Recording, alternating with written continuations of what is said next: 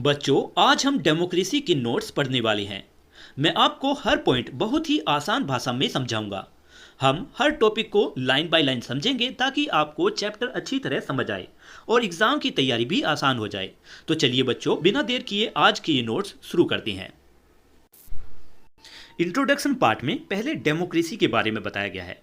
Democracy is a system of government where authority comes from the people. बच्चों, democracy ऐसी government system है जिसमें देश की अथॉरिटी यानी सत्ता लोगों से आती है। इसका मतलब है कि देश का असली मालिक कोई राजा या एक व्यक्ति नहीं होता, बल्कि देश के नागरिक होते हैं। लोग अपने रिप्रेजेंटेटिव्स को चुनते हैं और वही सरकार चलाते हैं। Citizens participate by electing their representatives through free and fair election. इस सिस्टम में नागरिक अपने रिप्रेजेंटेटिव्स को फ्री और फेयर इलेक्शंस के जरिए से चुनते हैं, यानी हर व्यक्ति बिना किसी डर, दबाव या धोखाधड़ी के अपना वोट दे सकता है। डेमोक्रेसी की फाउंडेशन 5 इंपॉर्टेंट बातों पर टिकी होती है। ये हैं फ्रीडम, इक्वेलिटी, जस्टिस, राइट्स और ड्यूटीज। यही बातें डेमोक्रेसी को मजबूत बनाती हैं। डेमोक्रेसी में हर सिटीजन को वोट देने का अधिकार होता है। साथ ही वह अपनी ओपिनियन यानी अपनी राय खुलकर बता सकता है और गवर्नमेंट के फैसलों में अपने रिप्रेजेंटेटिव्स के जरिए हिस्सा ले सकता है। इंडिया दुनिया का सबसे बड़ा डेमोक्रेसी वाला देश है, यानी यहाँ करोड़ों लोग इलेक्शंस में अपना वोट देकर अपनी सरकार चुनते हैं। साल 2024 में इंडिया की पॉपुलेशन 140 करोड़ से ज़्यादा थी।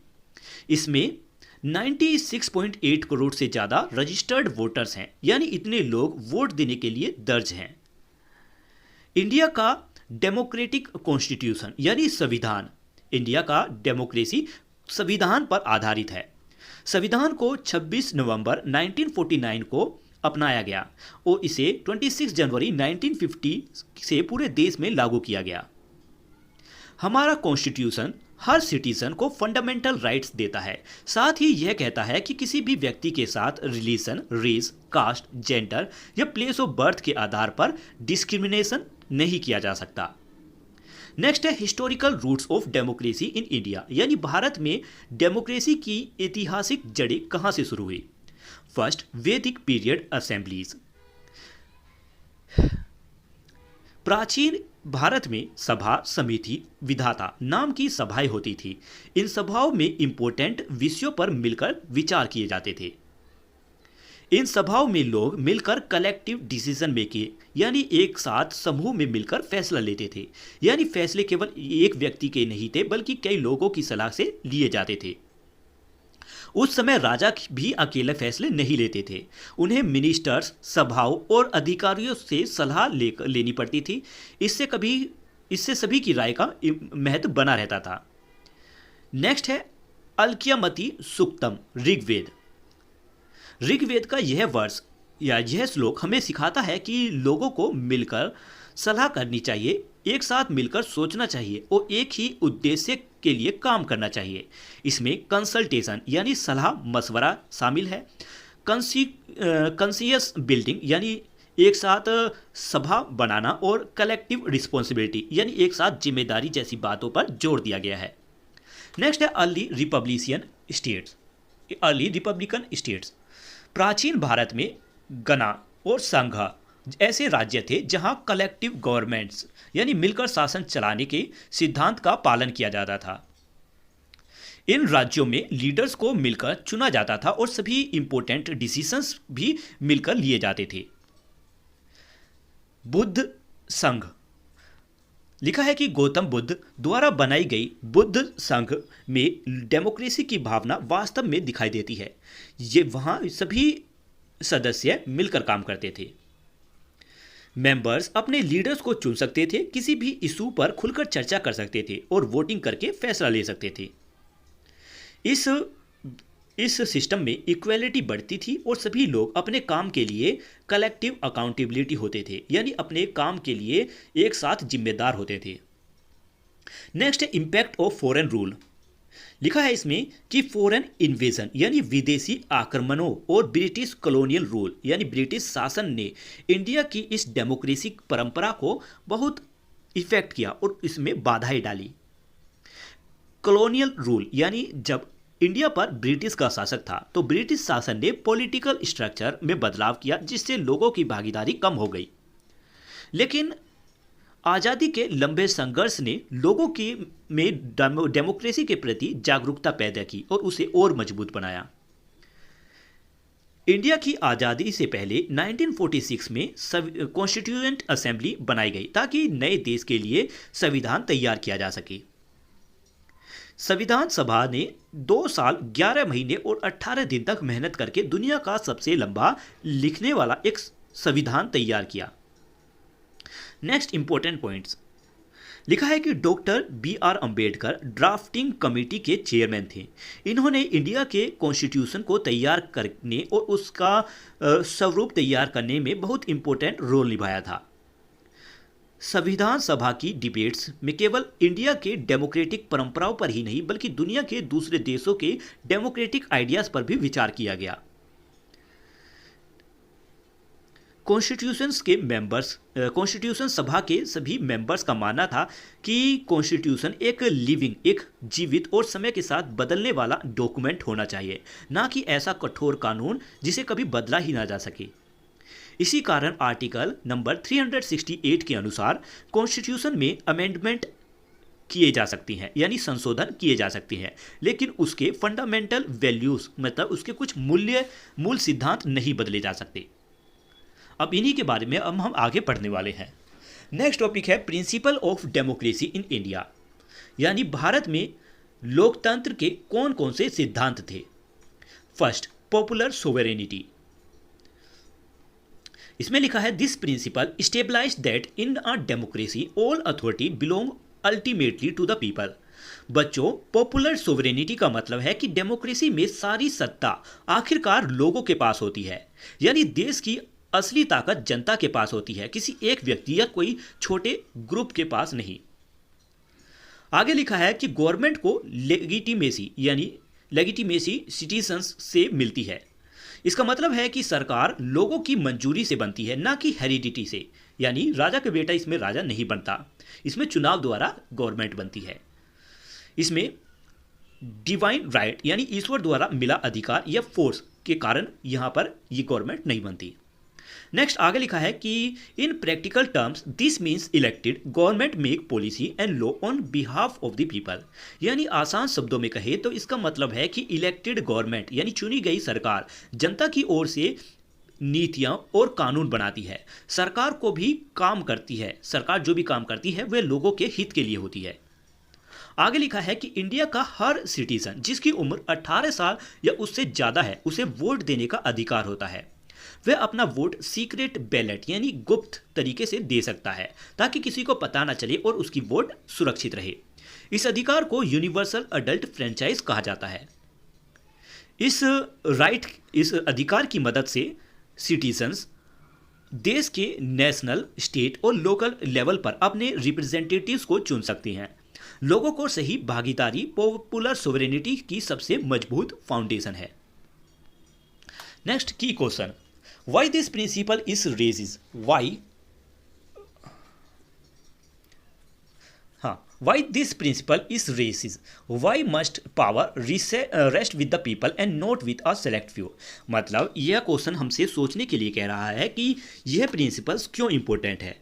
सत्ता कुछ लोगों के पास होने की बजाय जनता के पास ही क्यों होनी चाहिए, और वोटिंग कैसे यह साबित करती है कि लीडर्स जनता की सेवा करने के लिए चुने जाते हैं। तो चलिए इनके बारे में भी आगे इन नोट्स में जानेंगे। रूल ऑफ लॉ यानी कानून का शासन। रूल ऑफ लॉ किसी भी डेमोक्रेटिक सिस्टम का सबसे इंपॉर्टेंट प्रिंसिपल है। इसका मतलब है कि देश में कानून सबसे ऊपर होता है।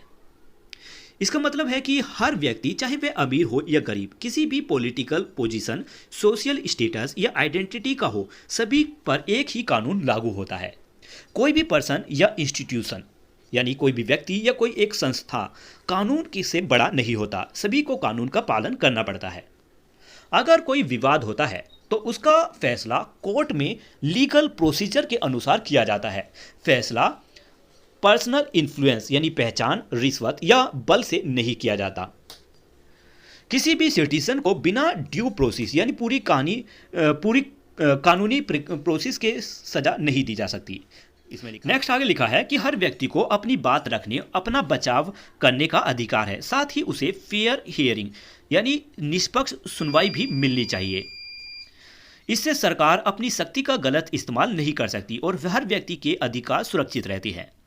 रूल ऑफ लॉ से डेमोक्रेसी में 3 इंपॉर्टेंट बातें मजबूत होती हैं। फर्स्ट, जस्टिस, फेयर ट्रीटमेंट और अकाउंटेबिलिटी यानी न्याय, सभी के साथ सम्मान व्यवहार और सरकार की जवाबदेही। इससे लीडर्स अपने काम के लिए किए हुए कामों के जवाब देते हैं और लोगों का सिस्टम पर भरोसा बढ़ता है। नेक्स्ट की terms, equality before law.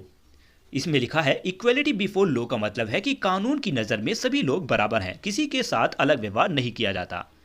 Equal protection of law का मतलब है कि एक जैसी परिस्थितियों में रहने वाले सभी लोगों के साथ समान व्यवहार किया जाए और किसी के साथ डिस्क्रिमिनेशन ना हो। नेक्स्ट है procedure stabilised by law.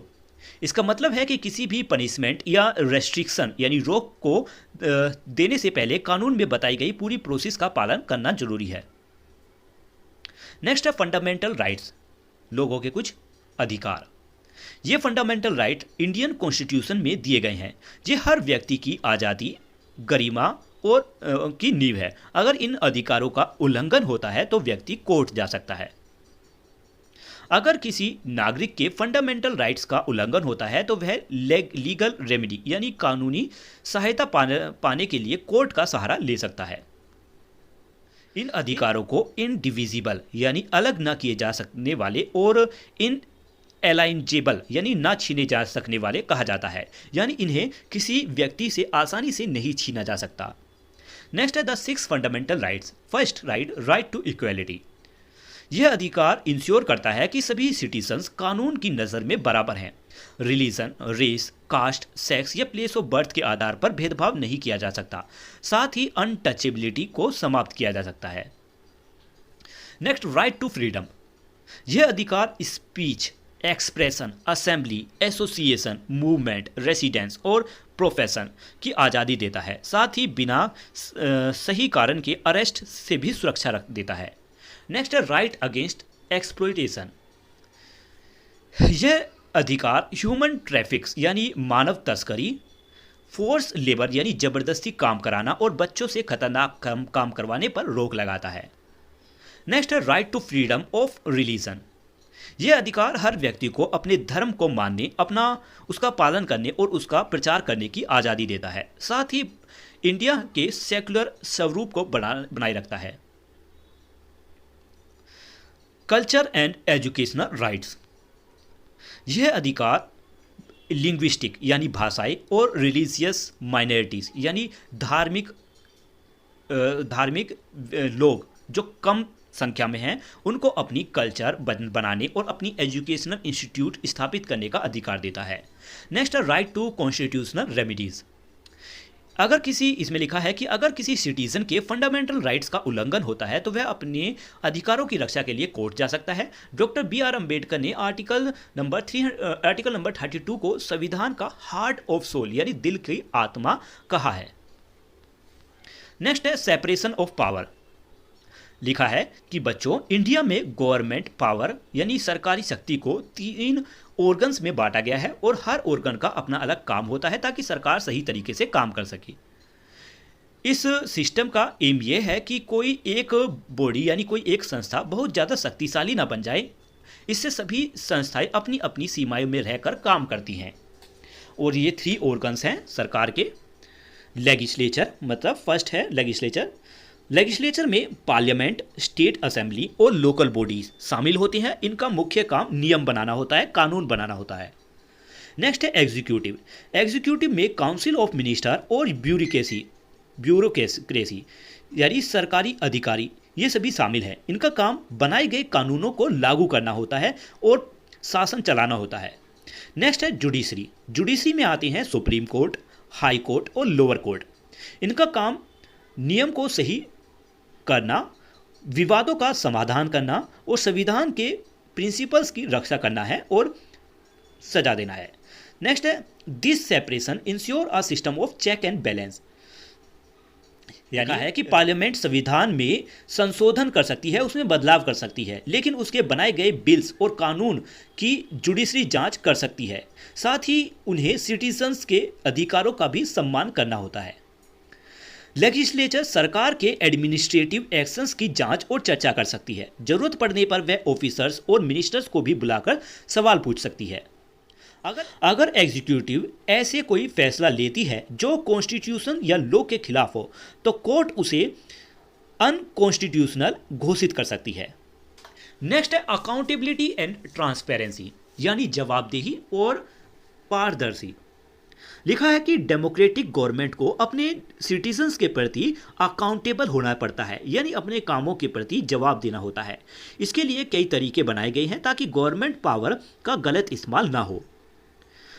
RTI यानी राइट टू इंफॉर्मेशन एक्ट 2005 नागरिकों को यह अधिकार देता है कि वे किसी भी गवर्नमेंट बॉडी की से जानकारी मांग सकते हैं।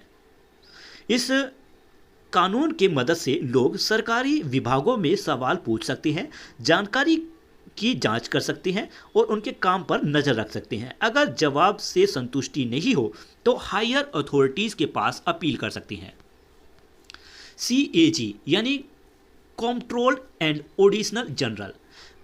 CAG गवर्नमेंट के अकाउंट्स की जांच करती है और अगर पब्लिक मनी यानी सरकारी धन का गलत इस्तेमाल या बर्बाद होता है तो उसकी रिपोर्ट देता है। CIC यानी सेंट्रल इंफॉर्मेशन कमीशन, यह देखता है कि RTI एक्ट पूरे देश में सही तरीके से लागू हो रहा है या नहीं। नेक्स्ट है लोकपाल।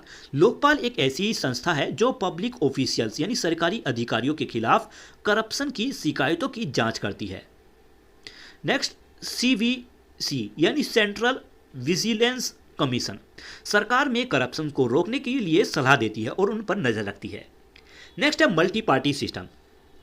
इंडिया में मल्टी पार्टी सिस्टम है। इसका मतलब है कि यहाँ कई पॉलिटिकल पार्टीज चुनाव लड़ती हैं और समाज के अलग अलग सोशल, कल्चरल, आइडियोलॉजिकल और रिलीजन हितों को रिप्रेजेंट करती है।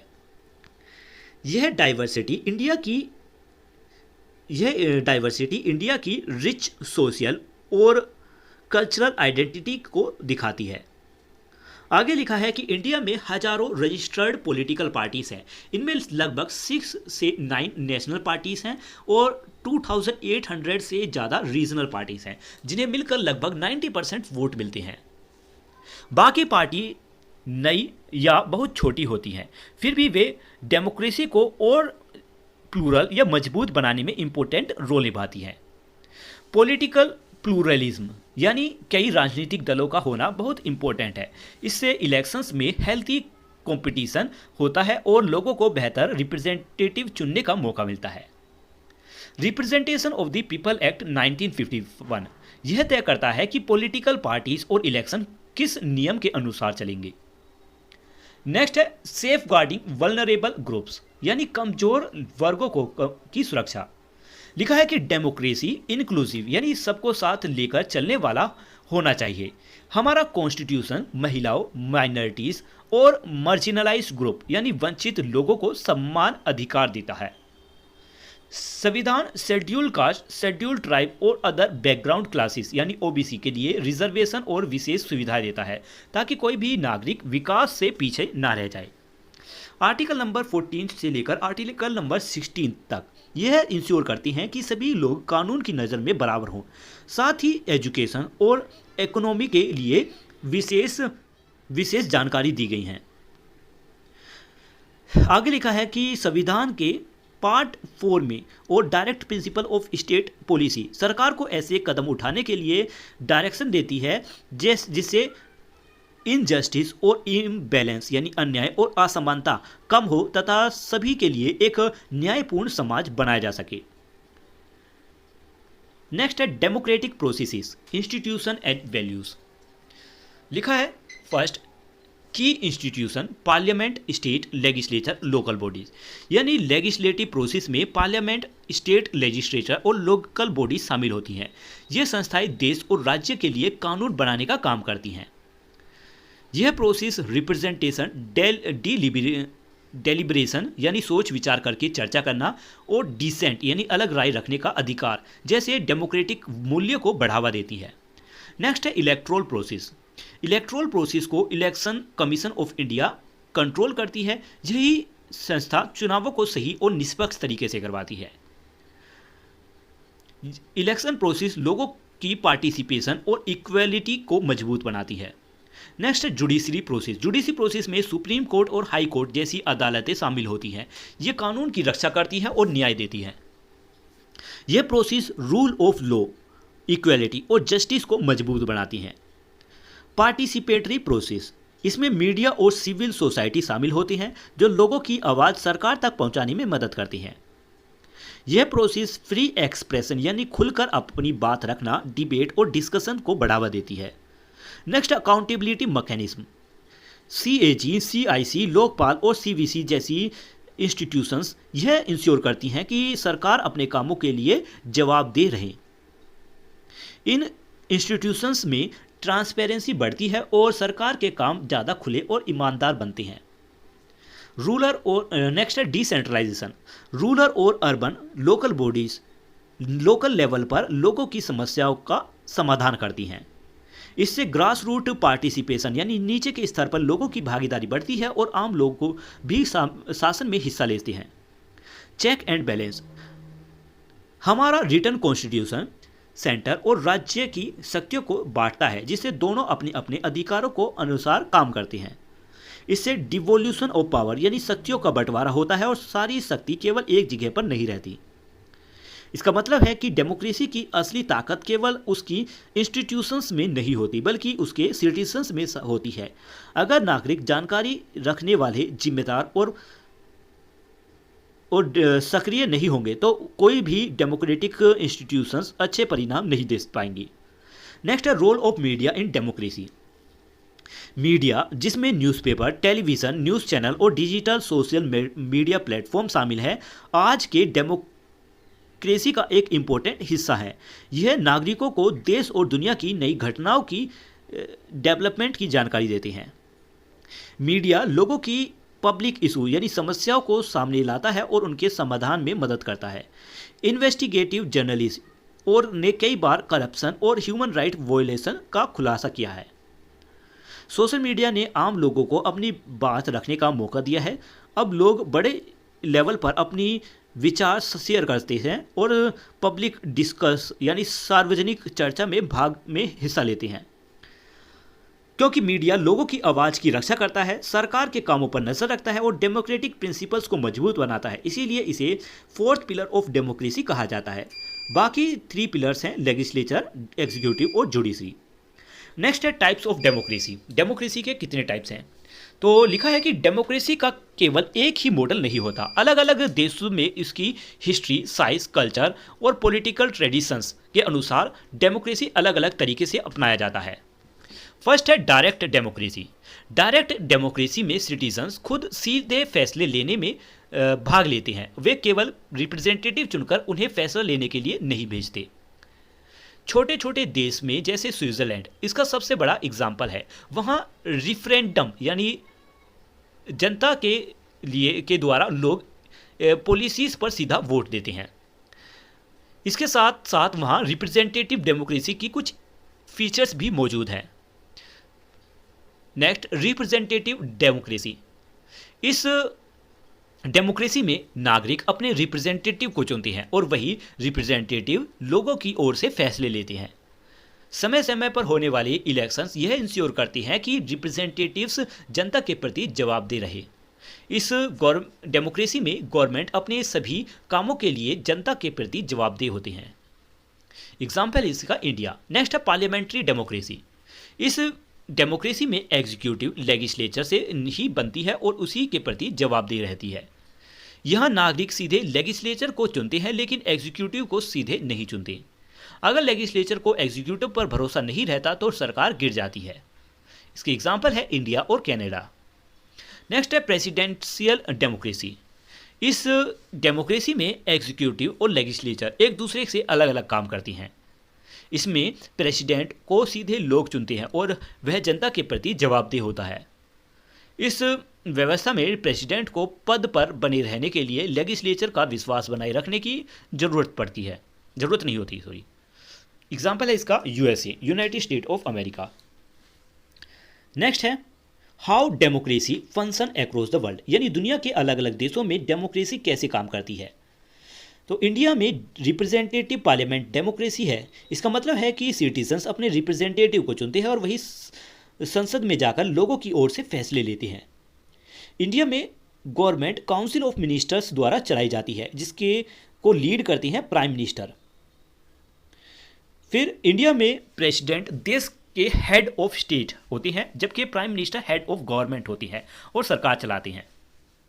की फीचर की बात करें तो इंडिया की डेमोक्रेसी व्यवस्था की कुछ फीचर्स ये हैं: multi party system, written constitution, fundamental right और फेडरलिज्म। कनाडा में भी रिप्रेजेंटेटिव पार्लियामेंट है, डेमोक्रेसी है, जहां लोग अपने रिप्रेजेंटेटिव को चुनते हैं। कनाडा में एग्जीक्यूटिव पावर प्राइम मिनिस्टर के पास होती है। कनाडा का governor general head of state होता है, जबकि प्राइम मिनिस्टर सरकार के प्रमुख होते हैं। की फीचर है इसमें फेडरलिज्म और multi party system. Next country United system.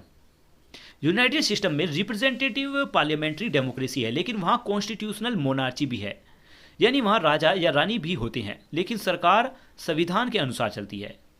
UK में एग्जीक्यूटिव पावर प्राइम मिनिस्टर के पास होती है। यूके में मोनार्च या मतलब राजा या रानी हेड ऑफ स्टेट होते हैं, जबकि प्राइम मिनिस्टर सरकार के प्रमुख होते हैं। नेक्स्ट है की फीचर। की फीचर में आती है अनरिटन कॉन्स्टिट्यूशन, यानी इसमें संविधान नहीं लिखा गया, पार्लियामेंट्री सोवेरेनिटी और multi party system. Next country है स्विट्जरलैंड। स्विट्जरलैंड में डायरेक्ट डेमोक्रेसी है, जहां लोग कई इंपॉर्टेंट फैसले सीधे हिस्सा लेकर लेते हैं। स्विट्जरलैंड में फेडरल काउंसिल के पास एग्जीक्यूटिव पावर होती है।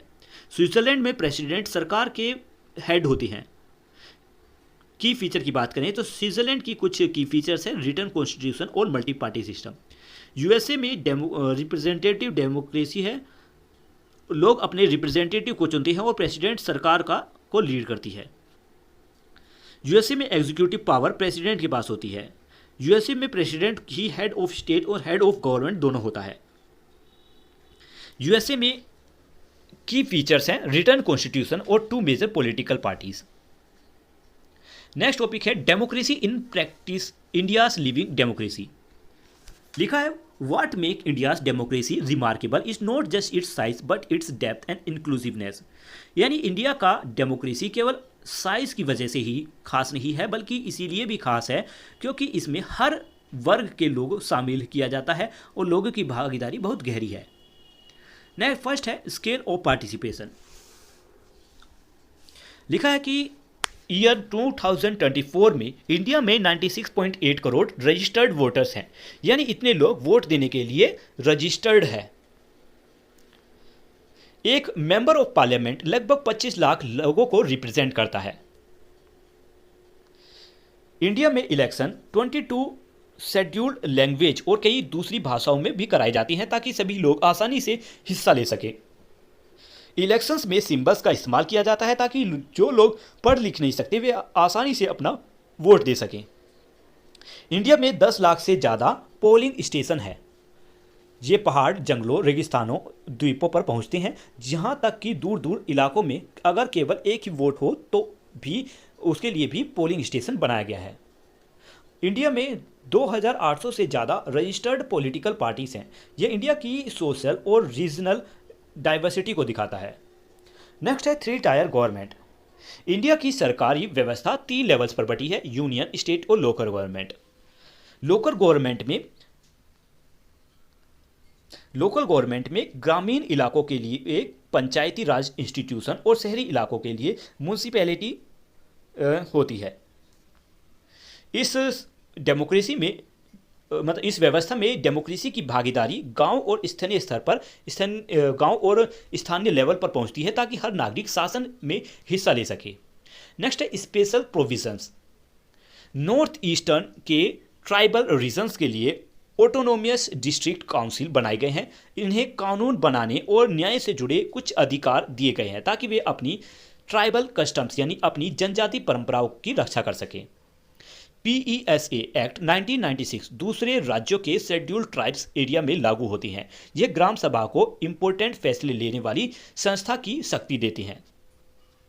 नेक्स्ट है एक quote, the strength of India democracy lies in its people, their participation and the institution that empower every voice. इसका मतलब है कि इंडिया की डेमोक्रेसी की असली ताकत उसके लोगों, उसकी भागीदारी और वे उन संस्थाओं से है जो हर व्यक्ति की आवाज़ को इंपॉर्टेंस देती है। नेक्स्ट है democracy at the grass root case study, यानी जमीनी लेवल पर डेमोक्रेसी के बारे में स्टडी करना। केस स्टडी 1, जेठीपुरा ग्राम पंचायत, सबरकांत, गुजरात। जेठीपुर ग्राम पंचायत को 2019 में नानाजी देशमुख राष्ट्रीय गौरव ग्राम सभा पुरस्कार दिया गया। यह पुरस्कार इसे बहुत अच्छे काम करने के लिए मिला। इस ग्राम पंचायत ने केवल रोजमर्रा के सरकारी काम ही नहीं किए बल्कि स्पेशल ग्राम सभा आयोजित की, महिला सभा करवाई, एजुकेशन, सैनिटेशन और वेलफेयर से जुड़े कामों पर समय पर कार्रवाई की। साथ ही शेड्यूल कास्ट और शेड्यूल ट्राइब्स और महिलाओं की भागीदारी को भी इंश्योर कराया। यह पार्टिसिपेटरी डेमोक्रेसी एक अच्छा एग्जाम्पल है जहां गांव के लोग मिलकर फैसले लेने और विकास में के कामों में हिस्सा लेते हैं। केस स्टडी 2, साउथ मनुबंकुल ग्राम पंचायत, त्रिपुरा। त्रिपुरा की यह ग्राम पंचायत महिलाओं के जीवन को बेहतर बनाने पर विशेष ध्यान देती है। इस पंचायत ने महिलाओं को फैसला लेने में भाग लेने के लिए इनकरेज किया, कम्युनिटी प्रोग्राम्स आयोजित किए, सेल्फ हेल्प ग्रुप्स की मदद की, हेल्थ, सैनिटेशन, लिवलीहुड, क्लीनलीनेस और एजुकेशन पर काम किया। इस अच्छे काम के कारण मिनिस्ट्री ऑफ पंचायती राज ने इसे पूरे देश में वुमेन फ्रेंडली पंचायत के रूप में सम्मानित किया। ये एग्जाम्पल बताते हैं कि इंडिया में डेमोक्रेसी केवल वोट देने तक सीमित नहीं है, ये लोकल गवर्नमेंट में लोगों की रोज की भागीदारी से भी चलती है, जिससे डेमोक्रेसी ज़्यादा रिस्पॉन्सिव, सबको साथ लेकर चलने वाली यानी इंक्लूसिव और ज़्यादा प्रभावी यानी इफेक्टिव बनती है। डेमोक्रेसी केवल गवर्नमेंट इंस्टीट्यूशंस तक सीमित नहीं है, यह हमारे रोजमर्रा के सोशल लाइफ को भी दिखाई देती है। सिविल सोसाइटी ऑर्गेनाइजेशन, कोऑपरेटिव संस्थाएं, ट्रेड यूनियन और सोशल धार्मिक संगठन भी कई फैसले डेमोक्रेटिक तरीके से लेते हैं। नेक्स्ट है women and democratic participation in India, यानी इंडिया में महिलाओं की लोकतांत्रिक भागीदारी। फर्स्ट है हिस्टोरिकल कॉन्ट्रास्ट, यानी ऐतिहासिक तुलना। कई देशों में महिलाओं को वोट देने का अधिकार पाने के लिए लंबा और कठिन संघर्ष करना पड़ा। ब्रिटेन में महिलाओं को पूरी तरह वोट का अधिकार 1928 में मिला। यूनाइटेड स्टेट्स में महिलाओं को 1920 में वोट देने का अधिकार मिला। इन देशों में महिलाओं को यह अधिकार कई वर्षों तक चले आंदोलन और प्रोटेस्ट के बाद मिला, मतलब प्रदर्शनों के बाद मिला, और वहां धीरे धीरे ये डेमोक्रेसी विकसित हुई। इंडिया अप्रोच, भारत का तरीका, कि जब 1950 में इंडिया का कॉन्स्टिट्यूशन लागू हुआ तभी यूनिवर्सल अडल्ट फ्रेंचाइज और सभी पुरुष और महिलाओं को बिना किसी भेदभाव के वोट देने का अधिकार मिला। इंडिया की महिलाओं को वोट देने का अधिकार के लिए अलग से लंबा संघर्ष नहीं करना पड़ा, लेकिन केवल कानूनी रूप से वोट देने का अधिकार मिल जाना ही गवर्नमेंट के बराबर भागीदारी की गारंटी नहीं देता। आज भी सोशल प्रीजुडिस यानी सामाजिक पूर्व महिलाओं के चुने गए रिप्रेजेंटेटिव बॉडीज में भागीदारी के रास्ते रुकावट बनती हैं। नेक्स्ट है women's reservation in local body. हमारा कॉन्स्टिट्यूशन यह इंश्योर करता है कि पंचायती और म्यूनिसिपैलिटी की कम से कम 1/3 सीटें महिलाओं के लिए रिजर्व हो। यह व्यवस्था आर्टिकल 243D और आर्टिकल 243T में दी गई है। इसके अलावा 21 स्टेट्स और 2 यूनियन टेरिटरीज ने पंचायती राज इंस्टीट्यूशंस में महिलाओं के लिए 50% रिजर्वेशन दिया है। इसी तरह 2023 में 17 स्टेट्स और 1 यूनियन टेरिटरी ने अर्बन लोकल बॉडीज में भी 50% रिजर्वेशन लागू किया है। यह दिखाता है कि इंडिया गांव और ग्रास रूट यानी गांव और लोकल लेवल पर महिलाओं की भागीदारी को और ज़्यादा मजबूत बनाने के लिए लगातार कोशिशें करता रहा है। नेक्स्ट है challenges to democratic practices in India, यानी भारत में लोकतांत्रिक व्यवस्था की चुनौतियां। लिखा है कि बच्चों, डेमोक्रेसी अपने आप मजबूत नहीं रहा, इसे मजबूत बनाए रखने के लिए हमेशा विजिलेंस, सिटीजन्स की जिम्मेदारी और इंस्टीट्यूशन यानी सरकारी संस्थाओं साथ ही आम लोगों दोनों की भागीदारी जरूरी होती है। मेजर चैलेंजेस हैं इसमें इलिटरेसी यानी अशिक्षा। आज भी देश की काफ़ी बड़ी आबादी को शिक्षा नहीं मिल पाती, इसीलिए कई सिटीजन्स कैंडिडेट्स पॉलिसीज़ और अपने राइट्स के बारे में पूरी जानकारी के साथ सही फैसला नहीं ले पाते। सेकंड है miss information and fake news. Fake news और गलत जानकारी बहुत तेज़ी से फैलती है, खासकर सोशल मीडिया और डिजिटल प्लेटफॉर्म्स पर। यह आज के समय में इंडियन डेमोक्रेसी के लिए सबसे बड़ी चैलेंजेस में से एक है। ऐसी गलत जानकारी लोगों की पब्लिक ओपिनियन को इफेक्ट कर सकती है, समाज में आपसी तनाव पैदा कर सकती है, इलेक्शंस को इफेक्ट कर सकती है और लोगों का सरकारी इंस्टीट्यूशंस पर भरोसा भी कम कर सकती है। नेक्स्ट है पॉवर्टी इन एंड इनइक्वालिटी यानी गरीबी और असमानता। गरीबी के कारण कई लोग डेमोक्रेसी में पूरी तरह हिस्सा नहीं ले पाते।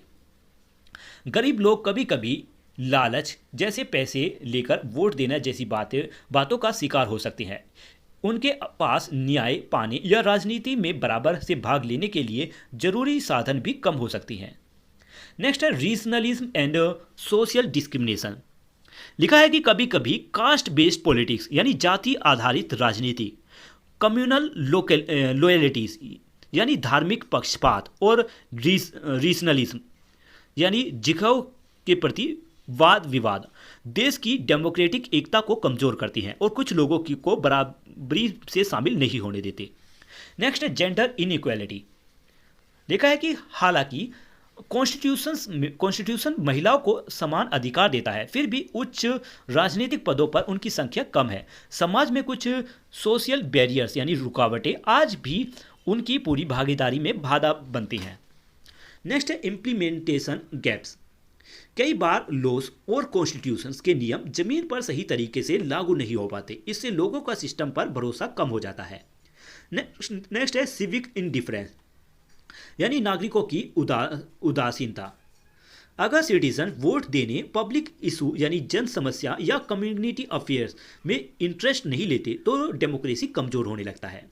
डेमोक्रेसी को ऐसे सिटीजन्स की जरूरत होती है जो एक्टिवली पार्टिसिपेट कर सके, केवल चुपचाप देखने वाले ना बने रहें।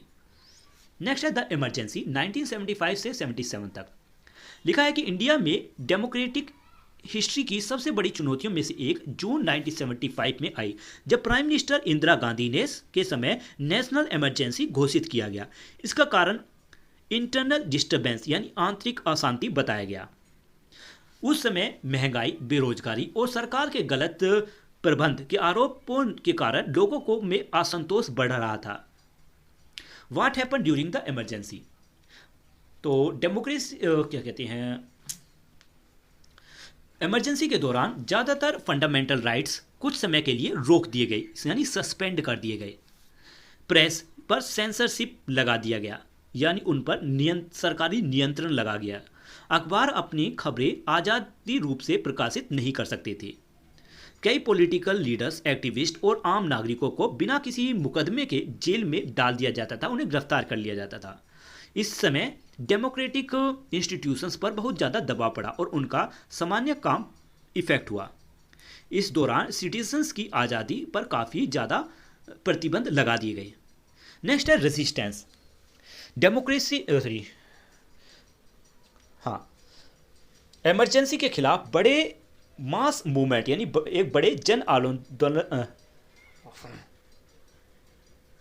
इमरजेंसी के खिलाफ बड़े मास मूवमेंट्स यानी जन आंदोलन शुरू हुए। इनको लीड मुख्य रूप से जयप्रकाश नारायण, जिन्हें लोक नायक भी कहा जाता है, उन्होंने किया। उन्होंने खासकर बिहार और गुजरात में स्टूडेंट, सिटीजन्स और कई ऑर्गेनाइजेशंस को एकजुट किया। आफ्टरमैथ यानी बाद की इस हालात कैसे हुए। 1977 में इमरजेंसी समाप्त कर दी गई। इसके बाद जनरल इलेक्शंस हुए और लोगों ने वोट देकर अपने डेमोक्रेटिक अधिकारों का इस्तेमाल किया। इलेक्शन में उस समय की सरकार हार गई यानी जिन्होंने इमरजेंसी लगाई थी, जिससे यह साबित हुआ कि इंडियन डेमोक्रेसी में मुश्किल समय से उभरने की ताकत है। लोगों ने इलेक्शंस प्रोसेस के जरिए से खुद ही इस डेमोक्रेटिक विरोध स्थिति को बदल दिया। ये घटना हमें बताती हैं कि डेमोक्रेसी ये घटना में बताती है कि डेमोक्रेटिक इंस्टीट्यूशंस कभी कभी सत्ता में बैठे लोगों के कारण कमजोर पड़ सकती है, लेकिन सिटीजन्स, कोर्ट्स, सिविल सोसाइटी और इलेक्शंस मिलकर डेमोक्रेसी को फिर से मजबूत भी बना सकती हैं। यह घटना में सिखाती है कि कॉन्स्टिट्यूशनल सेफगार्ड, सिविल लाइबिलिटीज और एक्टिव सिटीजनशिप डेमोक्रेसी को सुरक्षित और मजबूत बनाए रखने में बहुत बहुत जरूरी है। तो आज की ये वीडियो यहीं पर कंप्लीट होती है। मिलती है नेक्स्ट वीडियो में, तब तक के लिए बाय बाय।